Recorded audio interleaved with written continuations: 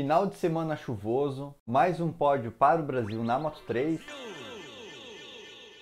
Yamaha respira sem ajuda de aparelho, VR46 vence e Banhaia compra terreno na Argentina. Fala galera, seja bem-vindo a mais um vídeo do canal Vai de Moto. Segunda corrida da temporada, aqui nos nossos vizinhos argentinos. Final de semana todo foi de tempo muito instável, em nenhuma hora abriu realmente um sol bonitão lá. O tempo todo nublado, às vezes chovendo mesmo. Isso ia esfriando, ia lavando a pista e mudando, né, constantemente o acerto da moto e também a aderência que a galera estava conseguindo extrair naquela condição. Na sexta tivemos os treinos livres. Em todos os treinos livres tivemos o Diogo Moreira já andando muito bem, mesmo naquele clima nojento que eu comentei antes. Nos treinos combinados, né, nos tempos combinados dos treinos livres, o Moreira já fez o segundo tempo e ele foi direto para o Q2. No Q2, novamente com bom desempenho, ele fez o terceiro tempo e largou na corrida da Argentina na primeira fila, reforçando aí a boa fase do piloto e do equipamento. No sábado tivemos também o classificatório das outras classes, e no meu ponto de vista o destaque da classificação foi para o Alex Marques e veio do Q1.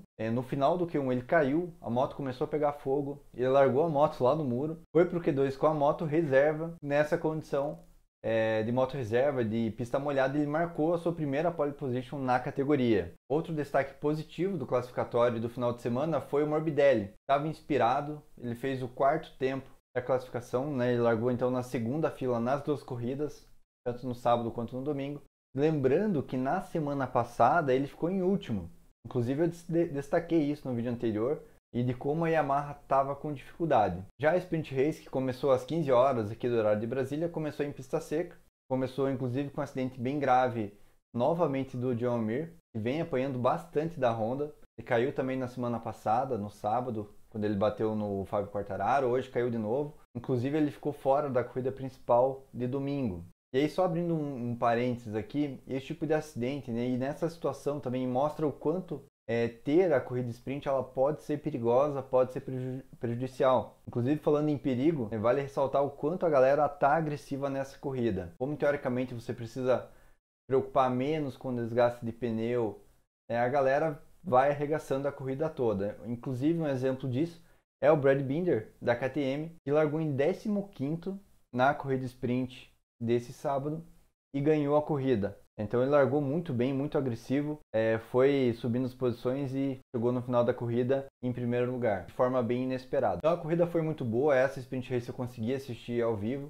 teve muita disputa, todo mundo com muita agressividade, teve muita troca de posição, então realmente foi um show, né? Com exceção do risco que os pilotos correm por isso ali, a Sprint Race tem sido muito boa. Muito bacana. Vamos ver mais no final do ano como que vai continuar se desenrolando quando os pilotos, quando as equipes já estiverem mais cansadas de uma temporada tão extensa. E aí, se você tem dúvida ainda de como funciona o Sprint Race, aqui no canal tem um vídeo explicando as regras, como que funciona a classificação e a Sprint Race e a pontuação da Sprint Race também, que eu vou deixar no card aqui em cima. Aproveite e já se inscreve no canal aí, fera. E aí, fechando o top 5 da Sprint, em primeiro então ficou o Brad Binder, que eu já comentei, seguido pelo Marco Bezzecchi, Luca Marini, os dois da VR46. Em quarto, em um ótimo quarto lugar, ficou o Morbidelli e em quinto, o Alex Marques. Agora falando do domingo, todas as corridas do domingo, elas foram sob chuva. A primeira corrida foi a da Moto3, o nosso brasileiro, o Diogo Moreira, largou muito bem, fez um ótimo começo de corrida, inclusive chegou a liderar a prova por alguns momentos. Depois caiu o rendimento pouco, ele foi para 12º e foi recuperando as posições devagar e cuidadosamente. Inclusive também sendo beneficiado das várias quedas que nós tivemos na corrida. Então muita gente se batendo, um piloto perdendo o ponto da friagem, bate no outro, derruba os outros pilotos, ou mesmo caindo sozinho, porque a pista estava realmente muito traiçoeira numa condição de corrida como essa. O mais importante é você conseguir terminar, conseguir trazer alguns pontos, né, para casa e para o campeonato. Foi o que o Moreira fez, então teve alguns acidentes que aconteceram ou na frente dele ou do lado dele, então o anjinho dele estava ali cuidando de trazer ele para casa em segurança. Moreira ficou em segundo na corrida, então mais um pódio espetacular aí para o Brasil na Moto3. Isso deixou ele também em segundo na classificação do campeonato, que está acompanhando aí na tela.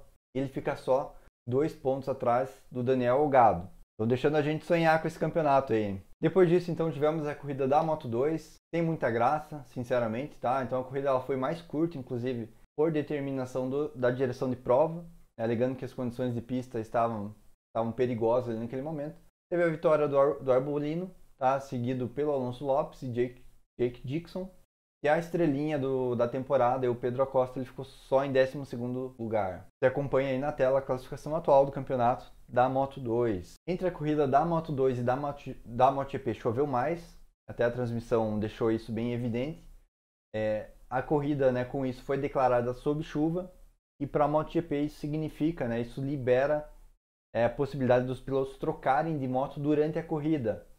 Isso se for necessário, né, usar pneu com pneu para pista seca, o que não foi o caso nesse domingo.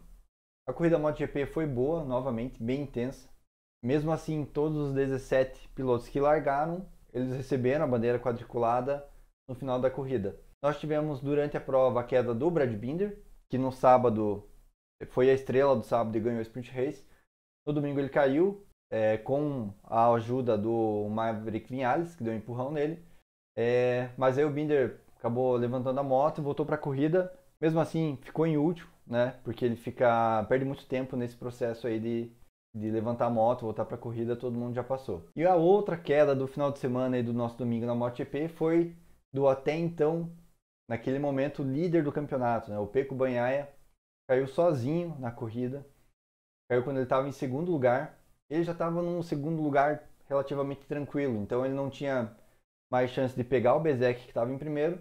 E ele já estava na frente do tempo suficiente do Alex Marques para não ser necessário nenhuma agressividade a mais na condução. Mesmo assim, ele acabou caindo, perdeu a dianteira ali e foi para a brita. O Pecco voltou para a prova, mas só terminou em 16º, na frente do Brad Binder, né, sem trazer nenhum ponto, nenhuma pontuação para casa. E aí com isso ele deixa de ser o líder do campeonato. Agora o líder é o Marco Bezzecchi, e nesse final de semana foi muito bem, ele ficou em segundo na Sprint Race e ganhou domingo a corrida principal. Marco Bezzecchi da Muney VR46, né, a equipe do Valentino Rossi, então lidera o campeonato da MotoGP na segunda etapa. Você acompanha aí na tela a classificação atual do campeonato de MotoGP. Para você ver como é engraçado, semana passada eu vim aqui e falei que o Pecco fez a pontuação máxima do final de semana em Portugal, quando ele ganhou a Sprint Race e ganhou a corrida principal. E aí nesse final de semana, uma semana depois na Argentina, ele só fez 4 pontos, só com o seu 6º lugar da corrida sprint. Então na MotoGP a situação, né, muda muito rápido, é muito dinâmica,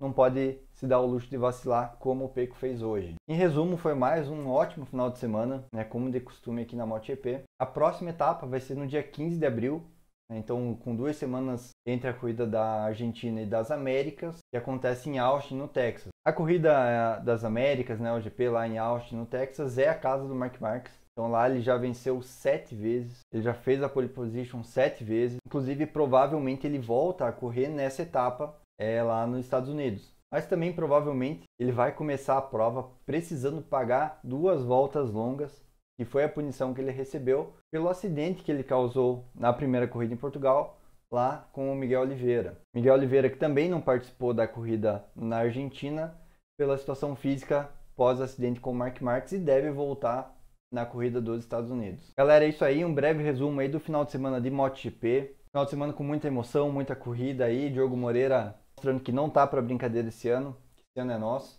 Galera, se inscreve no canal e até a próxima corrida. Valeu!